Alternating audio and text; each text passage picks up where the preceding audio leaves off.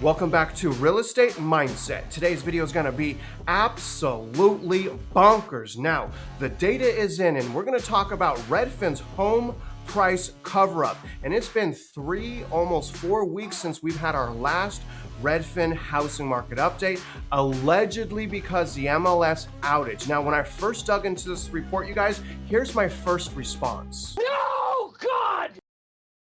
No, God, please, no!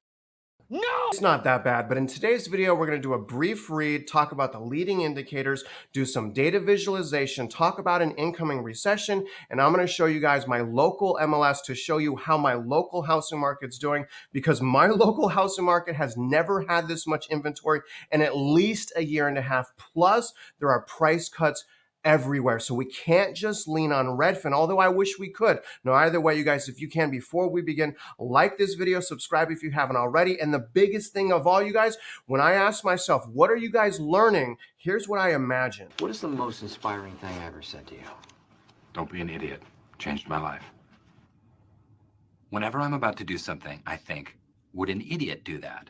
And if they would, I do not do that thing. It's a little bit true. Now, the name of this article is Housing Market Update. Miami home prices up 17% from a year ago. My heart goes out to all the locals out in Miami that quite frankly cannot afford to be a homeowner, and they're probably giving up. That's not a good thing at all. I believe all of these people, the corporation, institutional investors, all of these people want us to give up. Nationwide, home prices are up 5% year over year, the biggest increase in 10 months due to a severe lack of homes for sale, and specifically existing homes, not new homes. This is in the face of all-time record high mortgage payments sitting at a new all-time record of $2,649. This goes on to say home prices are rising due to severe inventory shortage. The total number of U.S. homes for sale is down 19%, the biggest drop from February of 2022.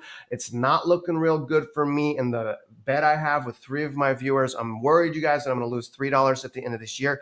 I thought we would be at $1 million. We still have time, but it's just not looking good so far, at least this year. Supply is low because homeowners are hanging on to their low mortgage rates. Nearly all homeowners have a rate below 6%, and rates are now hovering around 7%. The lack of homes for sale is causing competition for desirable homes despite high mortgage rates and relatively small pool of buyers. Very intriguing. Pending sales declined actually 14% year over year, and mortgage purchase applications declined 27%, hovering near their lowest level in about 30 years. You guys, the real estate industry, as far as the professionals, the realtors, the loan officers, the title companies, we are all suffering. I mean, we're going to see, probably as we go into the winter months, we're going to see more and more mortgage companies that are non-banks start to go out of business. Taking a look at this week's leading indicators, starting with mortgage rates. So we finally got up above 7%. They're quoting a 7.06% as of August 30th. Now, mortgage purchase applications are still down 27% from a year ago. Now, the home buying demand index is also down 4% from a year ago. So we have the lowest demand in 4 years for this month, the highest payment on records. And you mean to tell me that home price values are sustaining right now? Google searches for homes for sale were down 9% from a month earlier, but down 19% from a year earlier. And quite frankly, people are getting sick and tired of hearing about the housing market, which is what we want and what we need. Now, touring activity is down also 8% from a year ago. So we're seeing consumers starting to lose their taste of home ownership, which is incredibly important, because obviously right now America has a very toxic home buying obsession. Now, taking a look at this week's winners and losers as far as metro areas, price growth and price decline. First of all, the median sales price is still under 380, sitting at 379,975. It is what it is. Now, the top metro areas with home price increase is number 1 with Miami, sitting at a whopping 17%. Again, my heart goes out to the natives. Then we have Norwalk, New Jersey at 16.1%. And shockingly, okay, this is how crazy these numbers are right now and how flip-flopped and reversed everything is. San Diego comes out of The year-over-year price decline list. Again, San Diego was on the year-over-year price decline list almost this whole year, and now they're sitting at the number 3 metro area with year-over-year price increase. That's astounding. They're sitting at 12.3%. I mean, the market right now is absolutely broken, and in markets like San Diego, it's absolutely frozen. It takes a lot of skill to be able to purchase in San Diego and find a great deal. And we have one viewer that actually did find a great deal in San Diego called House Hacker. Now, Milwaukee's sitting at 12.1, followed by Providence, Rhode Island at 11%. Now, this week's losers is obviously number 1 at Austin, sitting at a decline year over year of 8.7%, followed by Phoenix at only 2.4%, Portland 1.4, Fort Worth, Texas, another Texas, pretty crazy, right? At 1.3, then Las Vegas at 1.2, and a third, you guys, metro in Texas with San Antonio sitting at negative 0.5%. One of the primary reasons I feel like Texas is on that list is the overwhelming amount of inventory we have from new homes. In certain areas of my local housing market, over 60% of the total listings are actually from new homes. Let's do our data visualization starting at median sales price. So now that it's updated again, almost a month has gone by.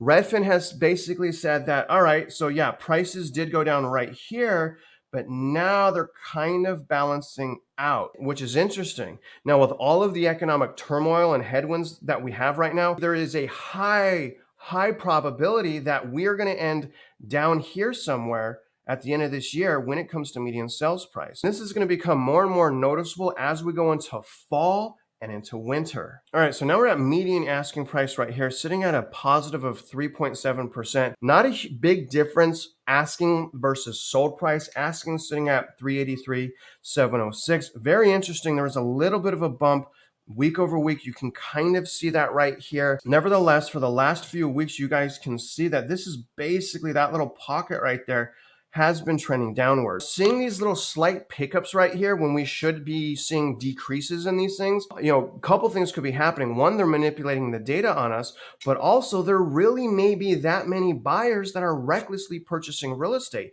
I know some buyers are probably doing well. It would be obviously rare because of how horrible the deals are right now.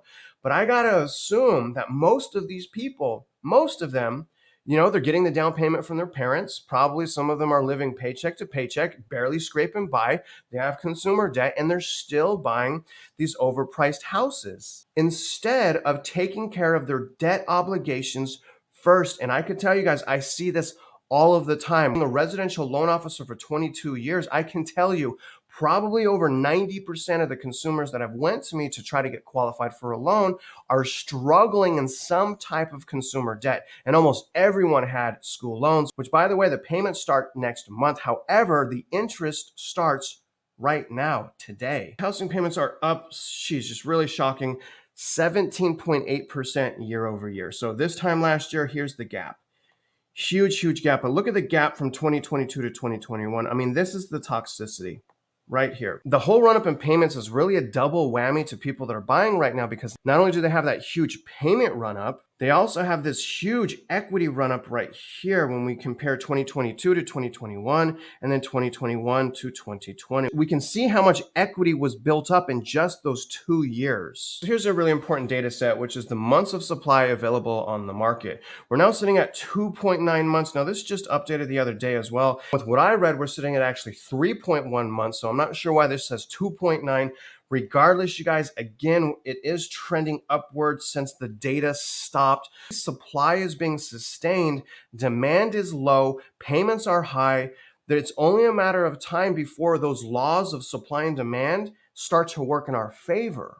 Very revealing data set, and this is actually extremely good. And really the only thing I'm holding on to as far as can I still win the bet this year, and are we going to have enough inventory for me to win that $1 bet? It's this, you guys. The price cuts right now are skyrocketing. I mean, almost straight vertical. Obviously, it's not straight vertical. We're barely over the price cuts that we had last year. So that's a really good thing, because we're exceeding now price cuts of 2022 during this time. Very important that we see this continue. Here's our home buying demand index right here, you guys. You can see we're finally down year over year 4%. So here's where we're sitting. You guys can see this is a 4-year low for September. And the Fed were able to keep demand lower throughout the beginning of this year, we wouldn't have had the price run-ups that we did. But remember, the price run-ups were a result of a couple things. Number one, the massive federal injection of roughly $400 billion into the economy,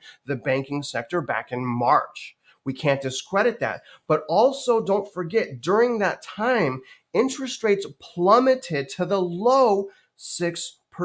In other words, the bank runs really disrupted what the Federal Reserve was trying to do to reset the housing market. So unfortunately, we lost a lot of time there. Real estate is about location, and what we should be doing as consumers is keeping our hands to the pulse of our own local housing market. So important to understand that. So I'm going to quickly bring up my matrix, and I'm going to show you guys, at least in my own local housing market, we've never had as much inventory as we have right now, at least in the Kingwood area, which I've been showing you. And then I'm going to show you the overwhelming amount of price cuts for existing inventory. I'm not even going to show you guys new homes. The Matrix, this is the service that realtors are able to access to provide you reports and analysis and things like that. And what I'm going to do, guys, is I'm just going to show you guys Kingwood because that's what we've been looking at. So let me show you the results. As you guys can see here, we now have 95 active listings in Kingwood. This is the highest it's been.